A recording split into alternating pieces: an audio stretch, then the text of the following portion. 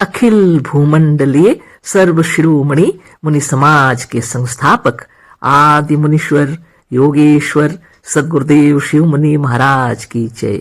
उपस्थित मुनि वृंद, साधु सज्जन वृंद, संत वृंद, साधक वृंद, आध्यात्म ज्ञान के जिज्ञासु और प्रेमियों, सभी श्रोता वृंद, आप सभी को मेरा कोटिशः नमन, सप्रेम जय जीव। तो आध्यात्मिक चर्चा चल रही है और हम लोग सद्गुरुदेव शिव मुनि महाराज रचित ग्रंथ ईशावास्य उपनिषद का निष्पक्ष भाष्य के अंतर्गत अध्याय 2 पर चर्चा करेंगे। शीर्षक दिए हैं गुरुदेव, कर्म करते हुए जीने की इच्छा करो, है ना। तो यहाँ पढ़ते हैं हम लोग। आगे गुरुदेव लिख रहे हैं, दृष्टांत के लिए सबसे पहले हम स्वामी दयानंद का भाष्य दे रहे हैं, जिस पर आर्य समाजी गण बहुत गर्व करते हैं और कहते हैं कि यदि वेद मंत्रों का ठीक अर्थ किसी ने किया है तो स्वामी दयानंद ने किया है, और कोई क्या करेगा। हमने ऊपर वेद के इस मंत्र का अन्वय और पदच्छेद करके इसके एक एक शब्द का अर्थ अलग अलग कर दिया है। अब आप लोग स्वामी दयानंद का किया हुआ अर्थ देखें। मंत्र के शब्दों से और इस अर्थ से कोई संबंध ही नहीं है। वेद मंत्र क्या कह रहा है और क्या यह कह रहे हैं, यहीं पर मिलाने के लिए वेद के इस मंत्र को फिर यहाँ पर लिख रहे हैं। कुर्वन्ने वेह कर्माणि जिजीविषेच्छतम समाह एवं त्वयि नान्य थे तो अस्ति न कर्म लिप्यते नरे।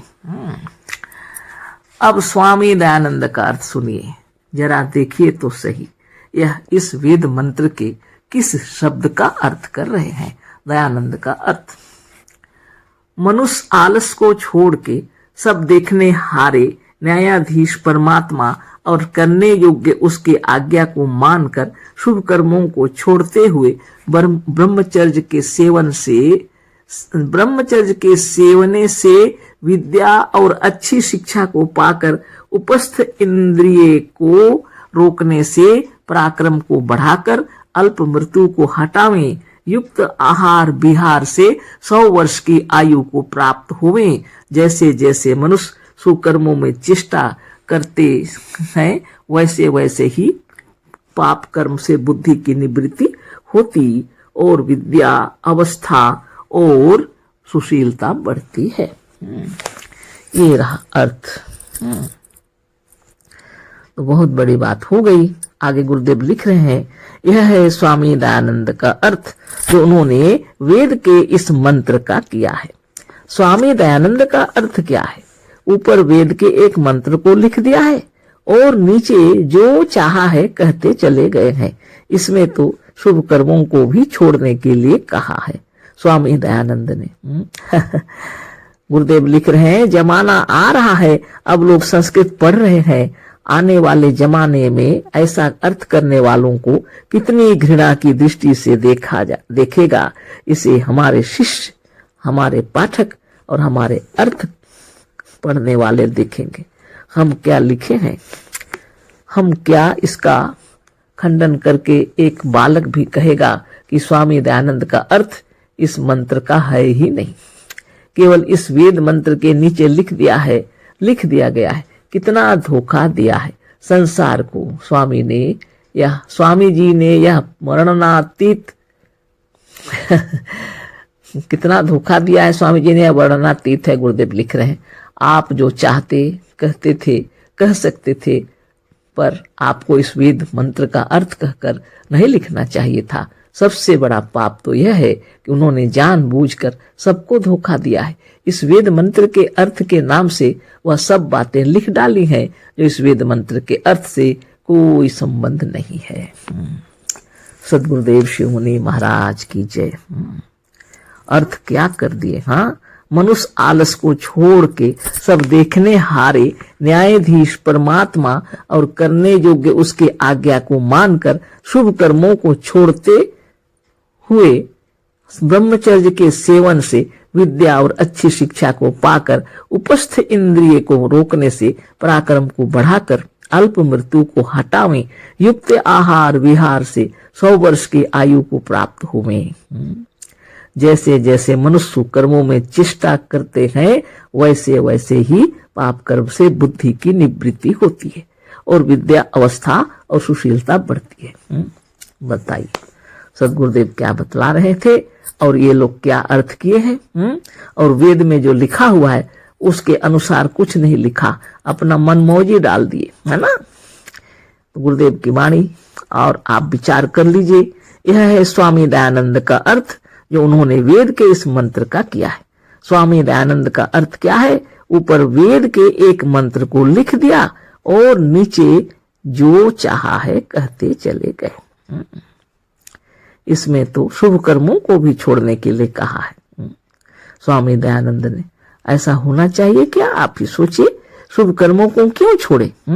इसलिए गुरुदेव लिखते हैं जमाना आ रहा है अब लोग संस्कृत पढ़ रहे हैं, आने वाला जमाना ऐसा अर्थ करने वालों को कितनी घृणा की दृष्टि से देखेगा।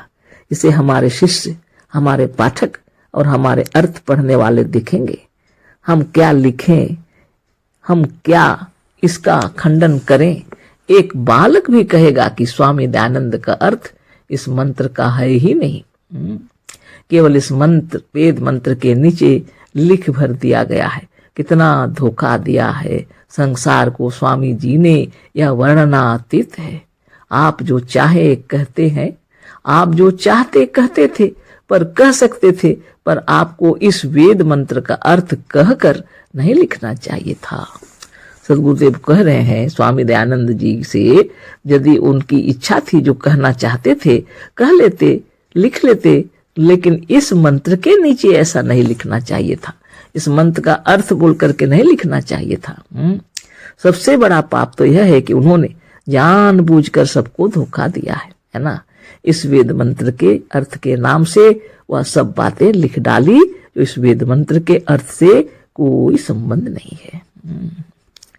सदगुरुदेव बहुत बड़ी बात लिखे हैं, उन्होंने जानबूझकर किया, क्योंकि उनको संस्कृत नहीं आती थी क्या, संस्कृत तो उनको आती थी, है ना, अच्छे ज्ञाता थे संस्कृत के, फिर यह जानबूझकर ऐसा अर्थ कर दिए और लोगों को धोखा दिए। ठीक बात नहीं है। ऐसा कभी नहीं करना चाहिए। अपनी वाणी, अपना ज्ञान देना है तो अपने तरीके से देना चाहिए। किसी ऋषि के, मुनि के मंत्रों को लिखकर और उसके नीचे अपनी व्याख्या करना और उसको गलत बताना अच्छी बात नहीं है ना। सदगुरुदेव श्री मुनि महाराज की जय। कर्म करते हुए जीने की इच्छा करो, इसी शीर्षक के अंतर्गत यह अध्याय में आया है ना। तो कल फिर हम लोग आगे चर्चा करेंगे। तो अभी इतना ही। आगे है शंकराचार्य जी का अर्थ। तो यह तो दयानंद जी के अर्थ हम लोगों ने पढ़े और कल हम लोग फिर चर्चा करेंगे शंकराचार्य जी के अर्थ पर। तो आप खूब विचार कर लीजिए। यहाँ जो शब्द दिए हुए हैं, इन शब्दों का एक भी अर्थ इसमें नहीं आया, एक भी अर्थ नहीं आया। और सदगुरुदेव इतने अच्छे तरीके से समझा दिए, एक एक चीज का अन्वय करके समझा दिए, एक एक चीज को बतला दिए और अच्छी तरह बतला दिए थे कि इस संसार में कर्मों को करते हुए ही बहुत अर्थात अनंत वर्षों तक जीने की इच्छा करो। इसी तरह से अर्थात यही एक प्रकार है जिससे तुझ मनुष्य में कर्म कोई बाहरी विकार लगने, लिपने या पुतने नहीं पाता। इसके सिवा दूसरा कोई उपाय नहीं है।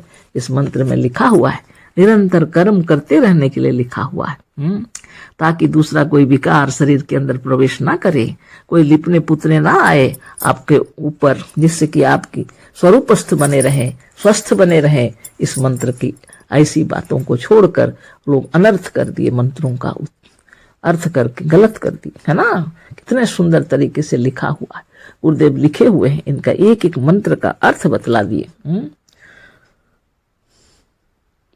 माने इस संसार में कर्म, पहला में इह का इस संसार में लिखे गुरुदेव, दूसरा में कर्माणी कर्मों को, तीसरा में कुर्वन करते हुए, चौथा में एवं ही, पांचवा में शतम बहुत या अनंत। शतम इस शब्द का अर्थ करते हुए वैदिक कोश निघंटू ने कहा है कि शतम सहस्रम शरीरम कुर्वती इति बहुनामामि, बहुनामानि। मतलब यह कि निघंटू के अनुसार जो वैदिक कोश है और वैदिक शब्दों का अर्थ है बतलाने वाला है, उसमें शतम का अर्थ 100 नहीं बहुत लिखा हुआ है। अतः वैदिक शब्दों का अर्थ वैदिक कोश से ही लगाना चाहिए। अतः हमने शतम का अर्थ बहुत या अनंत किया है। समा वर्षों या सालों। सातवां में जिजीविषेते, जीने की इच्छा करो। आठवां में एवं इस तरह से त्वयि नरे, तुझ मनुष्य में। कर्म 10 में कर्म लिप्यते, 11 में लिप्यते लीपा जाता है या पोता जाता है। किसी चीज के रूप को व किसी चीज को, बाहरी किसी चीज को पोत कर लगाकर उसके रूप को बदल देना लीपना है। किसी चीज पर कुछ पोत देने से वह चीज अपने स्वाभाविक या असली रूप में नहीं रह जाता, ना मतलब नहीं। इतः अन्यथा इससे दूसरा कोई उपाय अस्ति है। उपाय है, बताइए। सुंदर गुरुदेव बतला दिए, एक एक शब्द का अर्थ बतला दिए और उसका मंत्र का अर्थ भी बतला दिए। इस संसार में कर्मों को करते हुए ही बहुत अर्थात अनंत वर्षों तक जीने की इच्छा करो। कर्मों को करते हुए संसार में, बताइए गुरुदेव लिख रहे हैं, और बहुत वर्षों तक, अनंत वर्षों तक जीने की इच्छा करो। इसी तरह से अर्थात यही एक प्रकार है कि तुम कर्म करते रहो और बहुत या अनंत वर्षों तक जीने की इच्छा करो। तो तुझ में या मनुष्य में कर्म द्वारा कोई बाहरी विकार लगने, लिपने या पुतने नहीं पाएगा। गुरुदेव लिख रहे हैं, इसके सिवा दूसरा कोई उपाय इसके लिए नहीं है ना। तो बताइए, तो नित्य दिन योगाभ्यास करते हुए और चक्र भेदन साधन करते हुए संसार क्षेत्र में जो भी कार्य है आप उसको करते रहिए, है ना। शरीर स्वस्थ और निरोग रखते हुए, निर्मल और निरामय रहते हुए, ये मंत्र तो आपको ये बता रहे हैं। और इसमें शुभ कर्मों को छोड़िए, ये सब लिख दिए हैं। कितनी गलत बातें हैं। हाँ, अब यह अर्थ देख ले। मनुष्य आलस को छोड़ के सब देखने हारे, न्यायाधीश परमात्मा और करने योग्य उसकी आज्ञा को मानकर शुभ कर्मों को छोड़ते हुए ब्रह्मचर्य के सेवन से, विद्या और अच्छी शिक्षा को पाकर, उपस्थ इंद्रिय को रोकने से, पराक्रम को बढ़ाकर अल्प आयु को हटावें, युक्त आहार विहार से 100 वर्ष की आयु को प्राप्त होवें।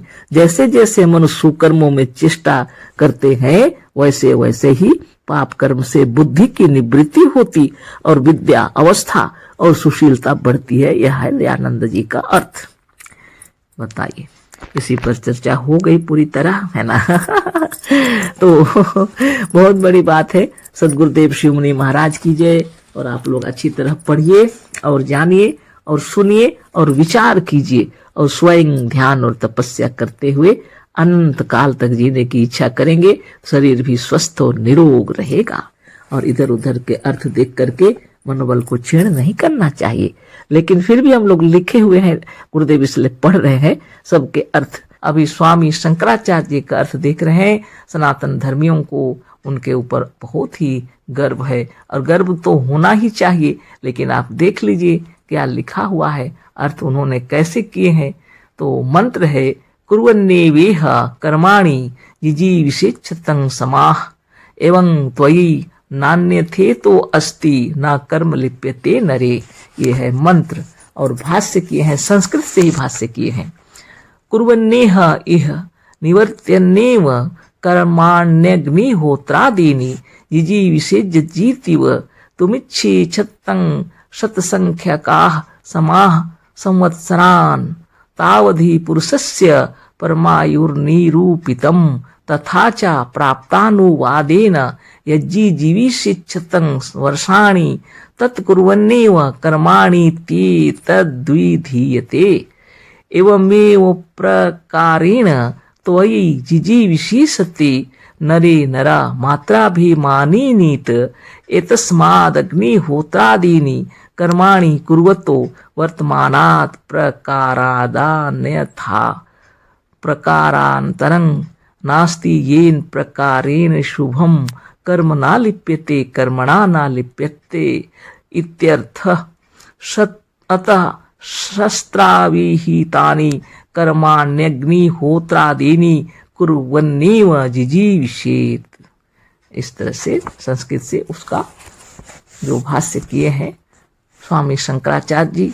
अब आगे हम लोग पढ़ते हैं। गुरुदेव लिखे हैं, अच्छी संस्कृत जानने वाले हमारे शिष्य पाठक तो इसे समझ लेंगे, पर हमें तो सबको समझाना है, अतः इसका भी भाषानुवाद करना होगा, जिसे कर रहे हैं। तो गुरुदेव कह रहे हैं कि जो संस्कृत के ज्ञानी लोग हैं, जानते हैं, जो संस्कृत जानते हैं, वो इनको अच्छी तरह समझ गए होंगे अवश्य ही, लेकिन हमें तो सबको समझाना है, जो नहीं जानते उन्हें भी समझाना है, इसलिए इसी संस्कृत के अनुवाद को भाषानुवाद करना होगा। आगे लिखते हैं, पर हमारे अनुवाद को संभव है कि शंकर मतावलंबी सनातन धर्मी लोग कहें कि ठीक नहीं किया। गुरुदेव कह रहे हैं कि अगर हम अभी यहाँ पर इसका भाषानुवाद करेंगे तो हो सकता है शंकर मतावलंबी सनातन धर्मी लोग कहेंगे कि यह ठीक नहीं किया। अतः सनातन धर्मावलंबी गीता प्रेस ने जो शंकराचार्य का भाषानुवाद छापा है उसी को यहाँ लिख रहे हैं। तो किसी में शंका क्यों हो, अब वो डायरेक्ट उसी को लिख रहे हैं, सीधे लिख रहे हैं। अतः सनातन धर्मावलंबी गीता प्रेस ने जो शंकराचार्य का भाषानुवाद छापा है उसी को यहाँ लिख रहे हैं। हमको जो उस पर टीका करनी है उसे ब्रैकेट के भीतर करके लिखते जाएंगे। तो सदगुरुदेव यहाँ पर लिख रहे हैं शंकराचार्य जी के संस्कृत का जो भाषानुवाद किए हैं सनातन धर्मावलंबी गीता प्रेस ने, उसको यहाँ बता रहे हैं। और गुरुदेव लिख रहे हैं कि हम बीच बीच में इसका जो टीका करेंगे उसको ब्रैकेट के अंदर लिखेंगे। अब हम लोग आगे पढ़ते हैं। अब पूर्वोक्त शंकर भाष्य का भाषानुवाद देखिए। इस लोक में अग्निहोत्रादि कर्म करते हुए ही 100 तक अर्थात 100 वर्षों तक जीने की इच्छा करे। ये है अनुवाद, भाषानुवाद, है ना। सर गुरुदेव शिवमुनि महाराज की जय। आगे गुरुदेव लिख रहे हैं, भाषानुवाद उन्होंने किए हैं और इसका ब्रैकेट में लिखे हैं, इस वेद मंत्र में कहीं अग्निहोत्रादि कर्मों का वर्णन नहीं है। यह उस समय के मजहबी लोगों के मजहबी बातों के प्रभाव के कारण ही ऐसा लिखा गया है। वेद में केवल सीधा सादा कर्म करने के लिए कहा गया है। वेदों में कहीं मजहबी अग्निहोत्रादि का वर्णन नहीं है, जिसके अनुसार उस समय के लोग अन्न, घृत और पशुओं को काटकर अग्नि में जलने के लिए डाल देते थे। ऐसे घृणास्पद कर्मों का वर्णन या विधान वेद भर के मंत्रों में कहीं नहीं है। वेद मंत्रों के ऐसे अर्थों ने जो वेद में है ही नहीं बड़ा अनर्थ किया है। आप ही देखें, इस वेद के मंत्र में अग्निहोत्रादि कर्मों का वर्णन किया कहाँ है। अग्नि को आदि कार्यों के करने से आयु बढ़ती होती तो आज अग्निहोत्रादि कर्म करने वाले आर्य समाजी यूरोप, अमेरिका और रूस वालों की अपेक्षा बहुत थोड़ी आयु वाले क्यों होते, और रूस तथा यूरोप, अमेरिका वाले बिना अग्निहोत्रादि कर्मों की उन्नति क्यों करते। यह है ब्रैकेट के अंदर लिखे हैं गुरुदेव समझाने के लिए, है ना। बहुत बड़ी बात है, उसको फिर से सोच लीजिए। इस श्लोक में अग्निहोत्रादि कर्म करते हुए ही 100 तक अर्थात 100 वर्षों तक जीने की इच्छा करें, इसी को गुरुदेव समझा रहे हैं। इस वेद मंत्र में कहीं अग्निहोत्रादि कर्मों का वर्णन नहीं है। यह उस समय के मजहबी लोगों के मजहबी बातों के प्रभाव के कारण ही ऐसा लिखा गया है ना। सच्चा ज्ञान रहते हुए भी इन्होंने लोगों की बातों का ध्यान रखा और संस्कृत के ज्ञानी और संत होते हुए भी कितना गलत लिख दिया इन्होंने। अग्निहोत्रादि कर्म इस वेद में कहीं पर भी नहीं है, गुरुदेव बता रहे हैं। वेद के इस मंत्र में कहीं भी ऐसी बात लिखी हुई, बहुत विचित्र बात। वेद में केवल सीधा सादा कर्म करने के लिए लिखा गया है। वेदों में कहीं मजहबी अग्निहोत्रादि का वर्णन नहीं है, जिसके अनुसार उस समय के लोग अन्न, घृत, पशुओं को काटकर अग्नि में जलने के लिए डाल देते थे। आजकल भी ऐसे ही हो रहे हैं, है ना। आप सोचिए, ऐसे घृणास्पद कर्मों का वर्णन या विधान वेद भर के मंत्रों में कहीं नहीं है, और लोग कहते हैं कि वेदों के अनुसार यह यज्ञ हो रहा, हवन हो रहा। आप ही सोच लीजिए, ऐसे घृणास्पद कार्य लिखा हुआ है। अन्न को डालना आग में, घृत को आग में डालना, पशुओं को काटकर अग्नि में जलने के लिए डाल देना, ऐसा घृणास्पद कर्म का वर्णन और विधान वेद भर के मंत्रों में कहीं नहीं है। वेद मंत्रों के ऐसे अर्थों ने जो वेद में है ही नहीं, बड़ा अनर्थ किया। और लोग सोचे वेदों में ये लिखा हुआ है और चल रहा है, अभी भी चल रहा है। आप विचार कर लीजिए, वेद मंत्रों के ऐसे अर्थों ने जो वेद में है ही नहीं, बड़ा अनर्थ किया है। आप ही देखें, इस वेद के मंत्र में अग्निहोत्रादि कर्मों का वर्णन कहाँ है। अग्नि को आदि कार्यों के करने से आयु बढ़ती होती तो आज अग्निहोत्रादि कर्म करने वाले आर्य समाजी यूरोप, अमेरिका और रूस वालों की अपेक्षा बहुत थोड़ी आयु वाले क्यों होते, और रूस तथा यूरोप, अमेरिका वाले बिना अग्निहोत्रादि कर्मों के उन्नति क्यों करते। खूब विचार कर लीजिए। ये ब्रैकेट के अंदर सद्गुरुदेव समझा दिए और आगे फिर उसका अब और भाषा अनुवाद किया गया, उसको पढ़ते हैं। आगे वाला, पुरुष की बड़ी से बड़ी आयु इतनी ही बतलाई गई है, यानी 100 वर्ष, है ना। अतः उस प्राप्त हुई आयु का अनुवाद करते हुए यह विधान किया है कि यदि 100 वर्ष जीने की इच्छा करे तो कर्म करते हुए ही जीना चाहे। और कर्म कौन सा करेगा? अग्निहोत्रादि कर्म। अब गुरुदेव आगे समझा रहे हैं, ब्रैकेट में लिखे हैं, यह अर्थ भी ठीक नहीं है। अर्थ में जो सत शब्द है उसका अर्थ जब वैदिक कोश निघंटु में बहुत लिखा हुआ है तो उसके विरुद्ध सत का लोक भाषा के अनुसार 100 ही अर्थ करना अशुद्ध है। लोक भाषा में सत का मतलब 100 समझते हैं, लेकिन निघंटु में वैदिक कोश के अनुसार लिखा हुआ है जो शब्द है ना, सत शब्द का उना बहुत, उसका अर्थ अबहुत लिखा हुआ है। गुरुदेव वही बतला रहे हैं, या यूं कहें कि ठीक नहीं मालूम होता। फिर से पढ़ देते हैं, यह अर्थ भी ठीक नहीं है।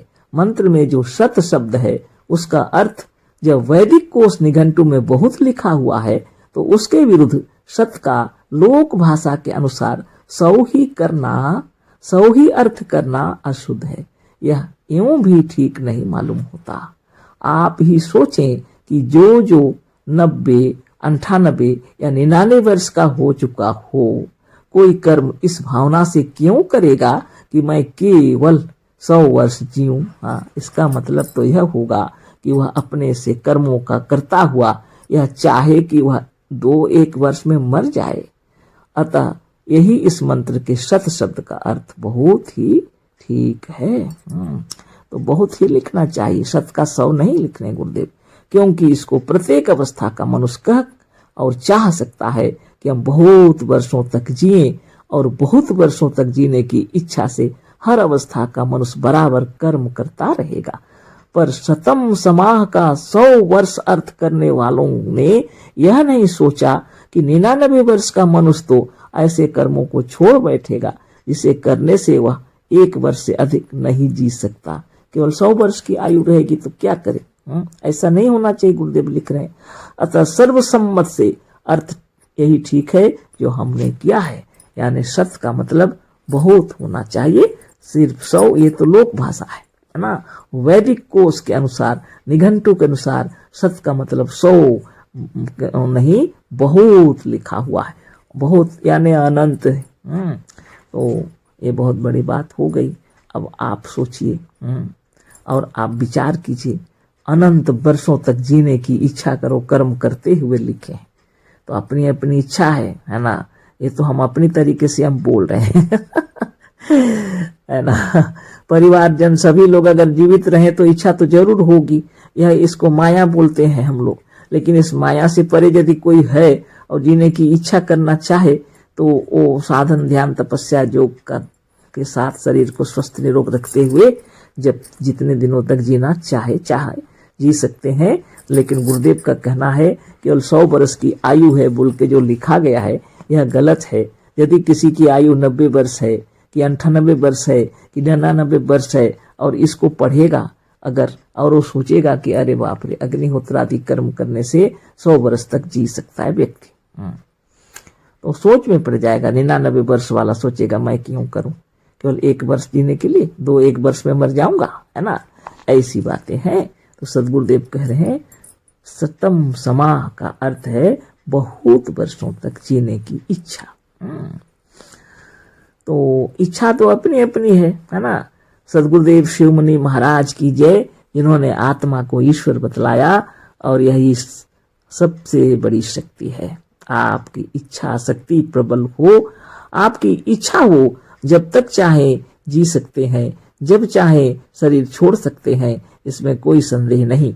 बहुत दिनों तक जीने की जिनकी इच्छा हो, तो योग साधन करते हुए और संसार के सारे कार्य को नियमित करना पड़ेगा ना। शारीरिक मानसिक बौद्धिक परिश्रम के द्वारा धनोपार्जन भी करना होगा, ताकि अच्छे भोजन हम लोग की आवश्यकता के अनुसार मिले और अच्छे ढंग से परिवार में रह सकें, घर में परिवार में शांति हो, तभी तो जीने की इच्छा होगी ना।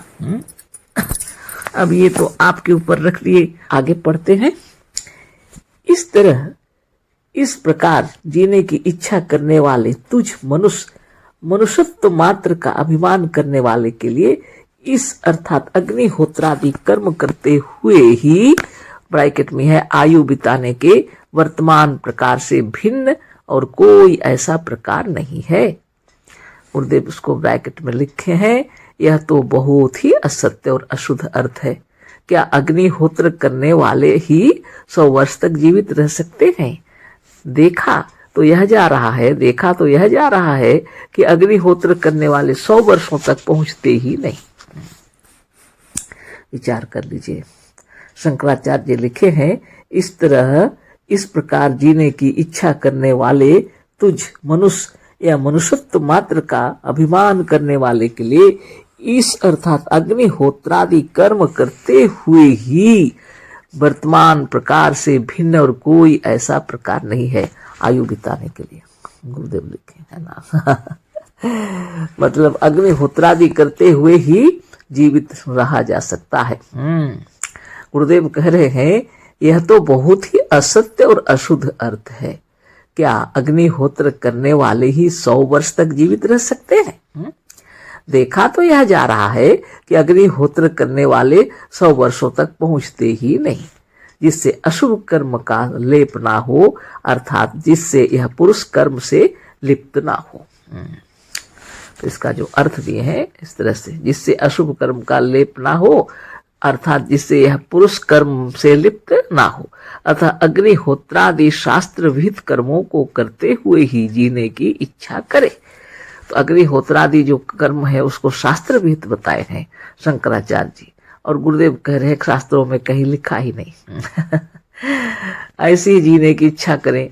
क्या शास्त्रों में कहे हुए केवल अग्निहोत्रादि कर्मों के करने से जीविका भी चल सकेगी? गुरुदेव कह रहे हैं, जीने के लिए आवश्यक उत्तम और पौष्टिक भोजन खरीदने के लिए द्रव्य भी प्राप्त कर सकेंगे। अतः ऐसा अर्थ करना मजहबी पक्षपात का एक प्रलाप मात्र है। ठीक से समझ लीजिए, है ना। सदगुरुदेव शिव मुनि महाराज की जय। क्या अग्निहोत्रादि करने से शास्त्र विहित कर्मों को लिखा है, जो इसको करने से क्या होगा? गुरुदेव कह रहे हैं, क्या जीविका भी चल सकेगी? जीने के लिए आवश्यक उत्तम और पौष्टिक भोजन खरीदने के लिए द्रव्य भी प्राप्त कर सकेंगे। अतः ऐसा अर्थ करना मजहबी पक्षपात का एक प्रलाप मात्र है। वेद के मंत्रों से मालूम होता है कि कुकर्म छोड़कर हर प्रकार के कर्मों को यह मनुष्य जीने की इच्छा से कर सकता है। इसमें योग साधन आदि सब कर्म सम्मिलित हैं, क्योंकि योग की क्रिया या कर्म करने से आयु बढ़ सकती है और योग कोई कुकर्म भी नहीं है। इस मंत्र में केवल कर्म है। कुकर्म या अग्निहोत्रादि मजहबी व्यर्थ के कर्म नहीं है। कुकर्म या व्यर्थ के कर्मों का वर्णन नहीं है। योग को तो इसमें सम्मिल इसलिए लेते हैं कि इससे आयु बढ़ती है, और वह कुकर्म भी नहीं है। सदगुरुदेव शिव मुनि महाराज की जय। अग्निहोत्रादि कर्म को कुकर्म ही कहा गया सदगुरुदेव की तरफ से, है ना। क्योंकि शास्त्रों में वो कहीं है ही नहीं, लेकिन उसको लोग कह रहे हैं। और यह कुकर्म कर्म केवल कर्म की बातें हैं। कुकर्म का सवाल ही नहीं, केवल कर्म की बातें लिखी हुई हैं। इस मंत्र में केवल कर्म है। कुकर्म या अग्निहोत्रादि मजहबी व्यर्थ के कर्म नहीं है। सदगुरुदेव शिव मुनि महाराज की जय। वेदों में जो लिखा है उसको सही से सदगुरुदेव सामने रख रहे हैं और टीका कर रहे हैं स्वामी शंकराचार्य जी के भाष्य पर, है ना, बीच बीच में बता दिए। आगे पढ़ते हैं।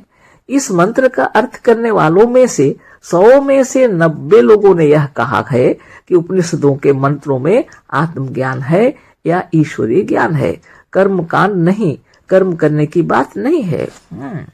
तो सदगुरुदेव कह रहे हैं इसमें जो भाष्य के मंत्रों का कम से कम 90 लोगों ने तो यह कहा है कि उपनिषदों के मंत्रों में आत्मज्ञान है या ईश्वरीय ज्ञान है, कर्म कांड नहीं, कर्म करने की बात नहीं है।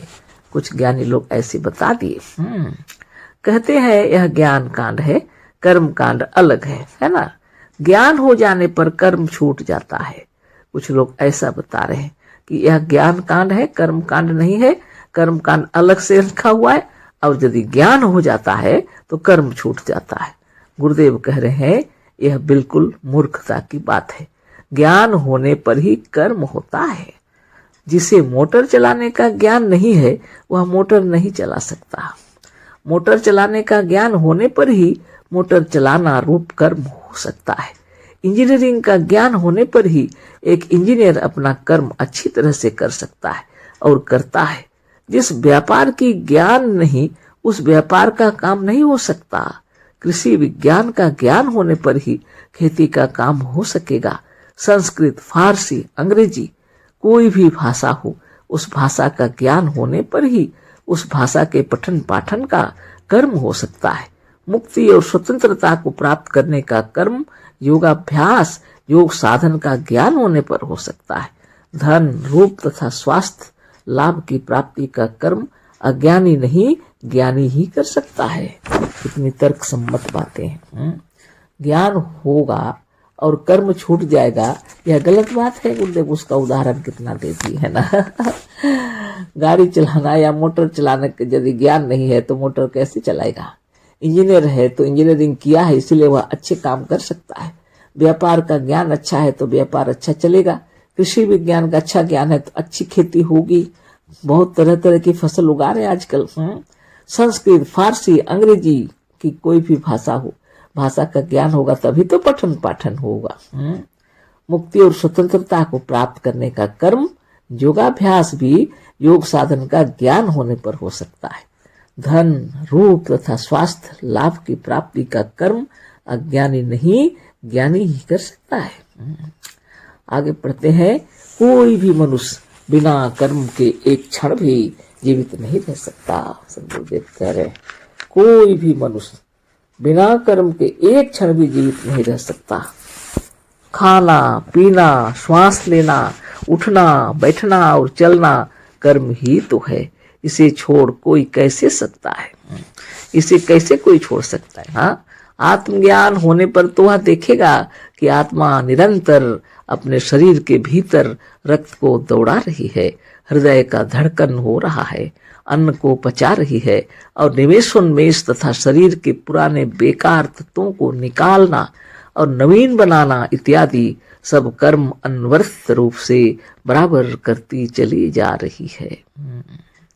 कितनी बड़ी बात है। हाँ, खाना, पीना, श्वास लेना, उठना, बैठना, चलना कर्म ही तो है। गुरुदेव कह रहे हैं बिना कर्म के मनुष्य एक क्षण भी जीवित नहीं रह सकता और ऐसे कर्मों को कैसे छोड़ सकता है। खाना, पीना, सोना, जगना, उठना, बैठना यह कर्म ही तो है। चलना, हाँ, इसके बिना कैसे चलेगा, कैसे रहेगा।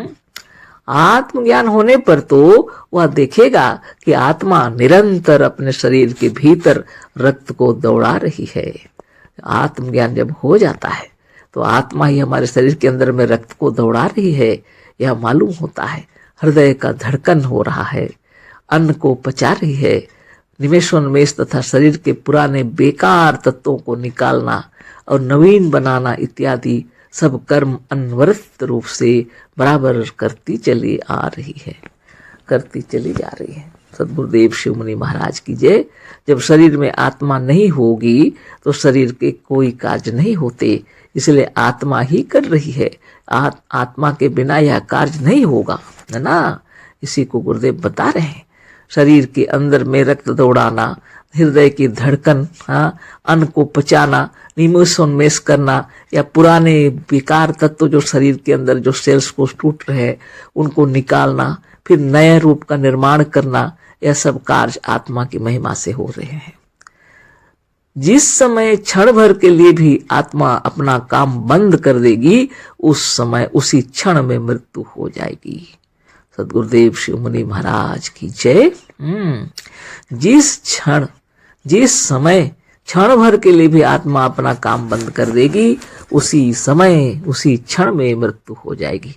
अतः आत्मा का यह ज्ञान तो यह उपदेश कर रहा है कि यदि जीना है और जीवन सुखपूर्वक निर्वाह करना है तो काम करो। यही इस मंत्र का सिद्धांत है। अलबत्ता ज्ञान होने पर कुकर्म और व्यर्थ के कर्म जैसे अग्निहोत्र, नमाज, ईश्वर का नाम रटना, व्रत, रोजा, हवन, अश्वमेध आदि यज्ञ और कीर्तन आदि मजहबी कर्म अवश्य छूट जाता है ना। सत्य ज्ञान कीजिए। अलबत्ता ज्ञान होने पर कुकर्म, व्यर्थ के कर्म जैसे अग्निहोत्र आदि कर्म छूट जाएंगे। नमाज भी उसी तरह का चीज है, ईश्वर का नाम रटना भी वैसे ही है, व्रत रखना, रोजा रखना, हवन करना, अश्वमेध आदि यज्ञ और कीर्तन आदि मजहबी कर्म सब छूट जाते हैं। निरंतर शारीरिक, मानसिक, बौद्धिक परिश्रम के द्वारा हम लोग धनोपार्जन करते हैं सच्चाई और ईमानदारी से। इसके लिए शरीर को स्वस्थ रहना बहुत जरूरी है ना। शरीर को स्वस्थ रखने के लिए अग्निहोत्र की आवश्यकता नहीं है। शरीर को स्वस्थ रखने के लिए योगाभ्यास करना पड़ेगा। ध्यान तपस्या से शरीर निर्मल और निरामय हो जाता है ना। जब शरीर स्वस्थ रहेगा तो कर्म कर पाएंगे, शरीर ही स्वस्थ नहीं रहेगा तो कर्म क्या करेंगे। जब कर्म नहीं करेंगे तो दौलत भी नहीं कमा सकते, है ना। आगे पढ़ते हैं। कर्म तो वह है जिसके बिना मनुष्य जीवन निर्वाह नहीं कर सकता। कर्म तो उसको कहते हैं जिसके बिना मनुष्य जीवन निर्वाह नहीं कर सकता। नमाज, ईश्वर प्रार्थना, पूजा, रोजा, मजहबी व्रत, उपवास, हवन और अग्निहोत्र आदि यदि कोई ना करे तो कोई हानि नहीं होती। सब लोग थोड़ी नमाज पढ़ रहे हैं। जो मुसलमान लोग वो लोग नमाज पढ़ते हैं, ईश्वर की सब लोग पूजा पाठ करते हैं, ऐसी बात भी नहीं है। सभी लोग प्रार्थना भी नहीं करते, पूजा भी, रोजा भी सब लोग नहीं रखते हैं। मजहबी व्रत है ये सब, उपवास करना, हवन करना, अग्निहोत्र आदि सब लोग नहीं करते हैं, फिर भी जीवित है ना। लेकिन बिना भोजन के कोई कैसे बचेगा। बिना पानी, बिना भोजन, बिना सांस लिए कोई कैसे बचेगा। आप विचार कर लीजिए। जिसको कर्म उसको कहते हैं जिसके बिना जीवन निर्वाह नहीं हो सकता। सदगुरुदेव शिव मुनि महाराज की जय। अपनी आंखों को हम लोग को खोलना पड़ेगा। बाहरी आंख नहीं, अंतरात्मा की आंखें। ज्ञान नेत्र खुल जाने चाहिए, है ना। जिस कर्म के नहीं करने पर भी हम लोग जीवित है वो एक कर्म नहीं है। कर्म तो वह है जिससे मनुष्य का जीवन निर्वाह नहीं हो सकता, है ना। बहुत बड़ी बात है। आगे पढ़ते हैं। पर हिंदू हो, मुसलमान हो या ईसाई हो, कोई भी हो, जीविका के लिए बिना कोई काम किए, बिना भोजन किए, बिना श्वास लिए और बिना मलमूत्र का त्याग किए कोई जीवित नहीं रह सकता। चाहे हिंदू हो या मुसलमान, ईसाई हो, कोई बात नहीं। लेकिन भोजन तो करना ही पड़ेगा, श्वास तो लेना ही पड़ेगा, मलमूत्र का त्याग करना ही पड़ेगा। बिना मलमूत्र का त्याग किए या बिना श्वास लिए, बिना भोजन किए कोई भी जीवित नहीं रह सकता है।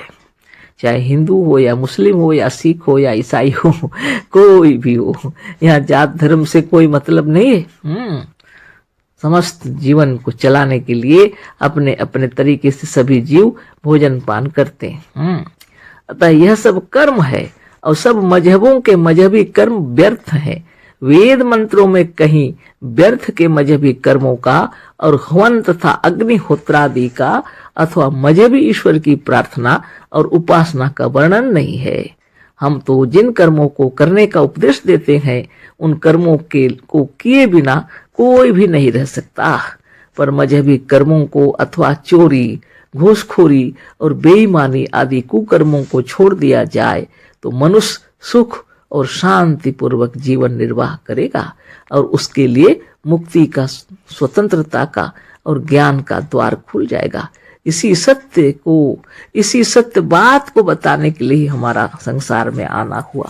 सदगुरुदेव कह रहे हैं इसी सत्य बात को बताने के लिए ही हमारा संसार में आना हुआ, कहते हैं ना। तो और थोड़ा सा है, इसको पढ़ देते हैं, पूरा कर दे के पढ़ के अब इसको समझना क्या, पूरा तो समझ चुके हम लोग। आगे पढ़ते हैं। वेदों की इतनी प्रशंसा करते हुए भी हम आप लोगों से यह स्पष्ट कह देना चाहते हैं कि वेद ईश्वर के रचे हुए, बनाए हुए, लिखे हुए या कहे हुए कदापि नहीं है। वेद ही नहीं, कोई भी पुस्तक ईश्वर की बनाई हुई नहीं है, सब मनुष्यों की बनाई हुई है। मजहबी लोग ही कहते हैं कि ईश्वर गलती नहीं कर सकता, पर मनुष्य कर सकता है। इसी से सिद्ध है कि वेद भी ईश्वर के बनाए हुए नहीं है, मनुष्य के बनाए हुए हैं, क्योंकि वेदों में भी अशुद्धियां हैं। इस मंत्र में भी जिजी विषित ऐसा लिखा हुआ है ना, जिजी विषित है जो अशुद्ध है, होना चाहिए था जिजी विषय ऐसा होना था, गुरुदेव कह रहे हैं। दूसरे सब लोगों के भाष्य या अनुवाद अनेक प्रकार के व्यर्थ वाक्यों और बातों से भरे पड़े हैं, अतः सब लोगों का अनुवाद यहाँ ना देकर हम अपने आज के इस लेख को समाप्त करते हैं, क्योंकि दूसरे करीब सभी ने उपनिषद के इस मंत्र का अनुवाद करते हुए शंकर भाष्य का ही पृष्ठ पोषण किया है। दूसरे सब करीब उपनिषदों के मंत्रों का अर्थ करते हुए शंकराचार्य के अनुसार ही चले हैं, स्वतंत्र रूप से दूसरा कुछ विचार नहीं किया है। द्वैतवादियों ने अलबत्ता शंकराचार्य के विरुद्ध अर्थ किया है, पर उन लोगों का अर्थात द्वैतवादियों का अर्थ तो महाभ्रष्ट है। आदि से अंत तक खींचतान कर मंत्रों से विरुद्ध अर्थ किया है, क्योंकि उपनिषदों में तो द्वैतवाद नाम मात्र का भी नहीं है, केवल खींचतान कर असत्य अर्थ करने का ही द्वैतवादियों का भरोसा है। उपनिषदों में सांप्रदायिक और मजहबी बातें भी नहीं है, अतः सांप्रदायिक और मजहबी लोगों ने अल्लोपनिषद और रामतापिनी आदि झूठे उपनिषदों को भी बना रखा है, जो सर्वथा वेद विरुद्ध हैं। तो इस तरह की बातें हैं, है ना। तो सदगुरुदेव शिव मुनि महाराज जो बतला रहे हैं, इसको तत्व से समझ लेंगे जब हृदय आनंद विभोर हो जाएगा, है ना। जो कर्म है जिससे जीवन निर्वाह होता है वही कर्म है ना। तो नियमित भोजन पान, अच्छा योगाभ्यास करने से शरीर स्वस्थ रहेगा, तो आप नियमित योगाभ्यास करेंगे तो भोजन पान भी अच्छा रहेगा, और शरीर जब स्वस्थ रहेगा तो धनोपार्जन भी करेंगे, है ना। आज इतना ही, और यह द्वितीय अध्याय का ये जो ईशावास्य उपनिषद का द्वितीय मंत्र पूरा हो गया भाष्य। कल अगले पढ़ाई करेंगे अगला, है ना। अशेष धन्यवाद, कोटिशः नमन, सप्रेम जय जीव। सदगुरुदेव शिव मुनि महाराज की जय।